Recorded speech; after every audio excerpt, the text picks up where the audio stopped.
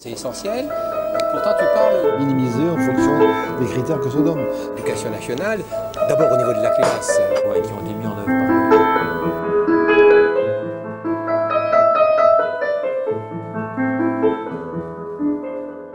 Bonjour Serge Bergamédi. Bonjour. Vous êtes directeur général du CNED depuis 2011 et depuis sa création, en 1939, pour faire face à la guerre, le CNED, qui assure des formations à distance de la maternelle jusqu'à l'université et particulièrement prépare tous les concours administratifs, c'est avant tout des relations privilégiées avec la poste et une grosse manipulation de papier. Alors, dans une société numérique où la dématérialisation est de règle, où en est cet établissement public ? Alors, cette vision des choses n'est pas totalement erronée. Le CNED a été marqué par des flux physiques. Recevoir des cours dans le cadre de parcours de formation, envoyer, recevoir des copies corrigées était une réalité et reste encore quelque chose de très présent. Pour autant, ces flux physiques, ces flux papier sont en train de céder la place à des échanges numériques. J'en veux pour preuve que dès cette rentrée, dès septembre 2014, et pour l'année scolaire 2014-2015, à l'international, tous les parcours de formation, tous les cours de la 6e à la terminale sont désormais accessibles sur tablette ou sur un LMS de type Blackboard ou Moodle, c'est-à-dire que les flux papier ne sont plus une réalité omniprésente. Par ailleurs, ici même, nous sommes à Vanves, dans un site qui prépare à tous les concours CAPES, agrégation. Plus d'une cinquantaine de formations sont maintenant accessibles sur LMS. Le papier n'est plus le seul support, le seul média par lequel les étudiants, les inscrits, les apprenants sont liés au CNED. Donc nous avons effectué un énorme saut qualitatif, et ce sont notamment les équipes de Rouen et de Rennes pour le collège et le lycée qui ont réussi en quelques mois à porter sur un format EPUB 3 et à permettre cette accessibilité des contenus sur tablette, donc en mobilité. Najat Vallaud-Belkacem, lors du colloque aidant les collégiens à réussir, organisé par la Fondation de France à la Cité universitaire internationale de Paris, a dit son combat pour réduire le décrochage scolaire. Le CNED prend sa part d'action pour lutter contre les inégalités sociales et territoriales avec un nouveau service d'école. De quoi s'agit-il ? Alors, le CNED prend sa part, le ministère a demandé au CNED, effectivement, d'être apporteur de solutions. Et depuis l'année dernière, effectivement, d'école est un dispositif qui s'adresse à 30 000 élèves de 6e. Cette année, il s'ouvrira en direction de 5 000 élèves des CM2.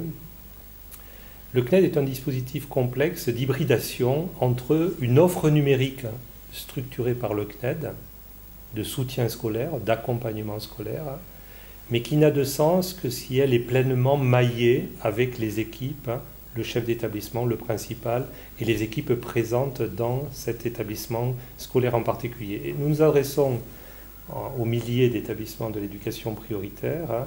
L'objectif, c'est que pour environ une trentaine d'élèves identifiés par l'enseignant, par les enseignants, je veux dire, par l'équipe pédagogique et le chef d'établissement, une plateforme de soutien scolaire de plus de 4500 activités soit offerte, des solutions de mobilité, plus de 40 000 exercices sur tablette, de la remédiation, y compris en interaction avec l'élève à travers un avatar qui s'appelle Tom, la mobilisation de ressources vidéo, plus de 200 ressources vidéo.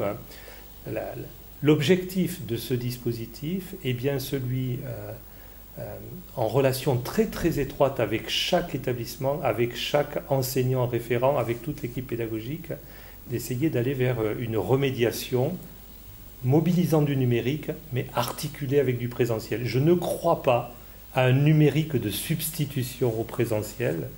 Je crains que l'on aille vers des impasses si on affirme haut et fort que le numérique est une alternative, effectivement, à l'enseignement présentiel. Ce que nous avons à construire et la place que souhaite occuper le CNED, parmi d'autres, je dis bien parmi d'autres, c'est de construire des briques d'hybridation avec des collèges en présentiel dans le cadre de l'éducation prioritaire.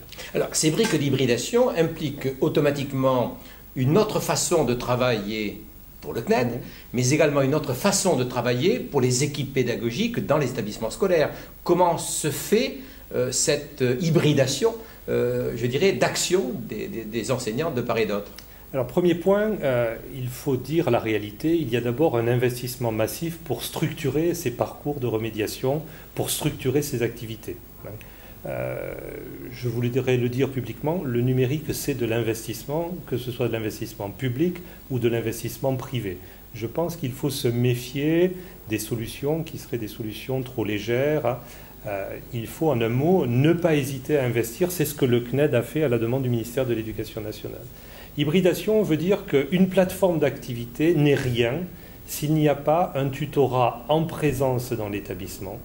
En un mot, les élèves, la trentaine d'élèves proposés par chaque collège est rassemblée, prise en main par un enseignant référent dans l'établissement.